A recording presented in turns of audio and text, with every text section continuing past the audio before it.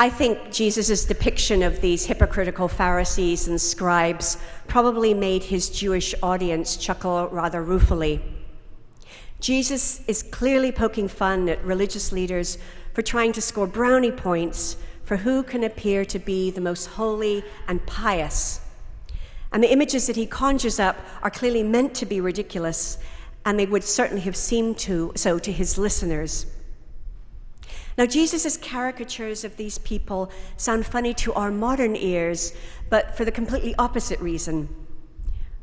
We live in a society where many of us feel that we kind of have to downplay our Catholicism, our religious beliefs. It's not particularly cool in most segments of our society, of our modern society, to be too obviously religious. There's no way that most of us would get any kind of brownie points for wearing our faith on our sleeve and boasting about it. Quite the reverse, in fact. We'd probably be rather ridiculed and laughed at. So for many of us, I think our faith has become a private thing, something we don't even talk about with our coworkers or our friends, or even often with our families. It's something that we tend to want to keep to ourselves a little bit. I think that's sort of the nature of being Catholic. But interestingly enough, it's probably today, Ash Wednesday, when we carry our faith out most visibly into the world because of the ashes on our forehead. I'm sure that many of you, when you go back to work, or you go shopping, or you go about the rest of your day, are going to have people saying to you, "Oh, is there some dirt on your head?" Or "What? Do you need to wash your face?" Or what's that all about? And so, that's an opportunity for us to share a little bit about our Catholic faith, to be a little bit more visible and present to the public world about that. So I think today is also a good moment for us to reflect on the public and private dimensions of our faith, particularly in relation to this Lenten journey that we're embarking on with Jesus to the cross. The next 6 weeks can be the most extraordinary gift of faith. That is, if we take to heart this call to conversion, which is to focus our entire energy, our entire being on the presence of Jesus Christ in our lives. And not just on the presence of Christ in our lives, but on the impact he has in our lives. What does it mean to love like Christ, to be merciful like Christ? And what does it mean to display this, to live this in a public way as well as a private way? Our church asks us to pray, to give alms, and to fast during Lent. And many of us, of course, have time-honored Lenten practices in the ways in which we do these things.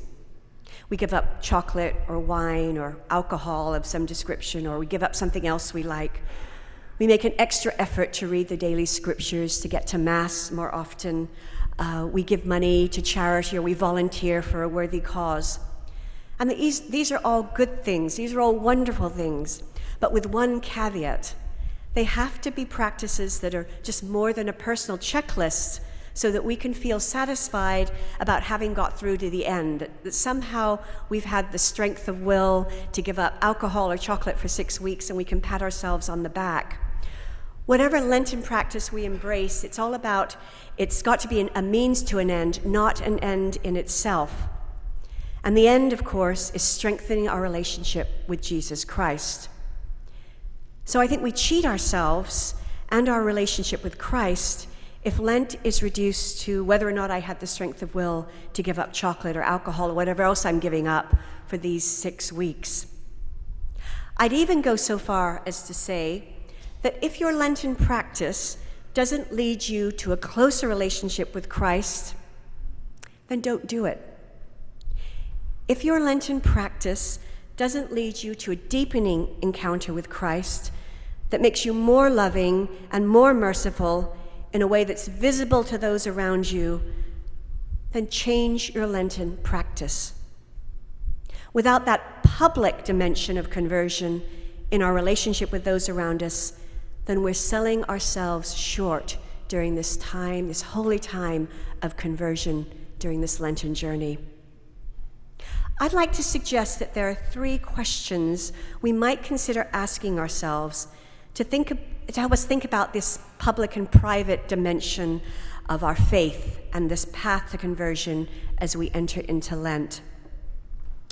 The first question I'd like to suggest we ask ourselves is how can I pray and reflect on Jesus' words and actions in the gospel in a way that helps me become more like him? Let me say that again. How can I pray and reflect on Jesus' words and actions in the gospel in a way that helps me become more like him? It's a wonderful thing to pray with the scriptures, to read the gospel every day. It's very important. We should be doing that, whether it's Lent or not. We should be doing that 365 days of the year. But if in the process of reading and praying with scripture, something isn't shifting within us, if our hearts aren't growing larger and becoming more loving and more merciful, then again, we're kind of missing the point. Jesus wants us to be saturated in our hearts, wants our hearts to be seized, not just our heads, to be seized with the Word of God, with His gospel, with His wonderful example of actions and words. Growing our hearts can be challenging, and it can challenge us to change in ways that are very uncomfortable and can be difficult. And what that looks like, what growing our hearts to be more merciful, more loving, it's going to look different for each one of us. Growing your heart might mean allowing someone back into your life that you pushed away. It might mean spending more time with your partner or your family whom you've unintentionally put on the back burner because of your work commitments or other commitments that you have. It might mean readjusting your priorities around the time you spend with your family. Perhaps it's making amends with someone who hurt you or whom you hurt, and really going back to that person and trying to restore the relationship. So just consider, where in your life could you be more loving or more merciful? A great Lenten practice would be to focus through prayer on removing a barrier in your life so that the love and mercy of Christ can flow even more through you, even more than it already does. So the second question I'd suggest we could all ponder is, what habit or activity can I give up that takes me away from Jesus? What habit or activity can I give up that takes me away from Jesus? Maybe that's something that we're rather addicted to. That might be something small, not terribly important, like watching TV or spending too much time on social media. Or it might be a bigger thing, and you know what that is in your life. What is it that takes you away, that saps your energy, your time, your focus? What takes you away from Jesus? We all have those addictions in our lives, big or small. We all have them. And this is a time to really go back to the source of what's taking us away from Jesus, so that we have more time and energy to focus on Him. And you know what? Fasting from that particular activity or habit will help create the room in our lives for Christ to take hold of us. And He's longing to do that. He's longing to keep enfolding each of us in His arms. And of course, this kind of fasting creates opportunities for spiritual feasting. With that extra time and energy you have from this type of fasting, I encourage you to examine the many ways in which Holy Family invites you to spiritually feast with our community of faith during Lent. That might be coming to our parish mission, which starts next week, or coming to the parish retreat right at the end of our Lenten journey, or coming to those Ignatian spirituality sessions that are taking place on Tuesday evenings, or coming to Soup and Cinema on Friday nights. There's a plethora of things that you can do to really spiritually feast during Lent, and not just at Holy Family. Then the third question, what can I do to grow closer to Jesus through service to those who are poor and marginalized? And again, what can I do to grow closer to Jesus through service to those who are poor and marginalized? During this time of Lent, we're strongly encouraged to give money to organizations that help the poor.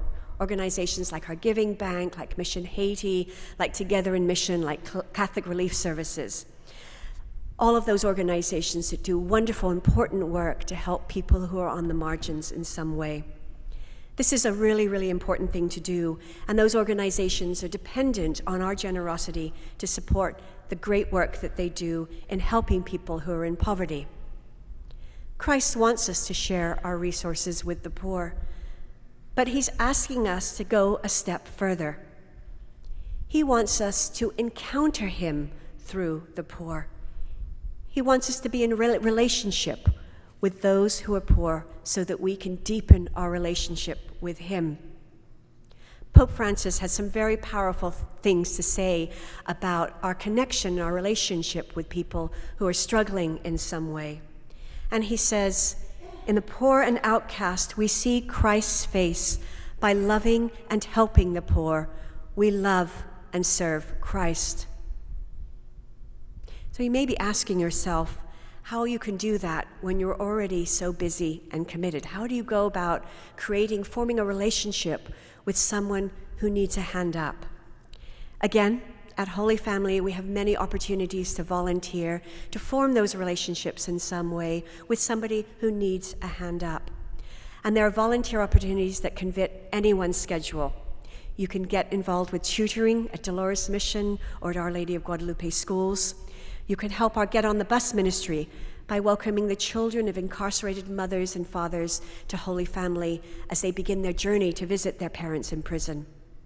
You can volunteer to be a mentor through Catholic Big Brothers or Big Sisters. We have a wonderful volunteer coordinator, Mary Schmoller, who will be happy to help you find ways to give a hand up to someone who will be Christ in your life. So how we answer those three questions will really determine what kind of Lent we have. And I'm just going to leave you with those three questions again, just to reflect on over these next few minutes that we're gathered here and as you prepare to enter into your Lenten journey.